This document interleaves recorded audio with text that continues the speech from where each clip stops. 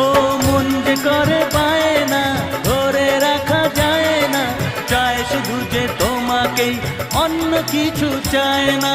জানাই তোমাকে তা দুটি চোখের ভাষা, এই তো ভালোবাসা।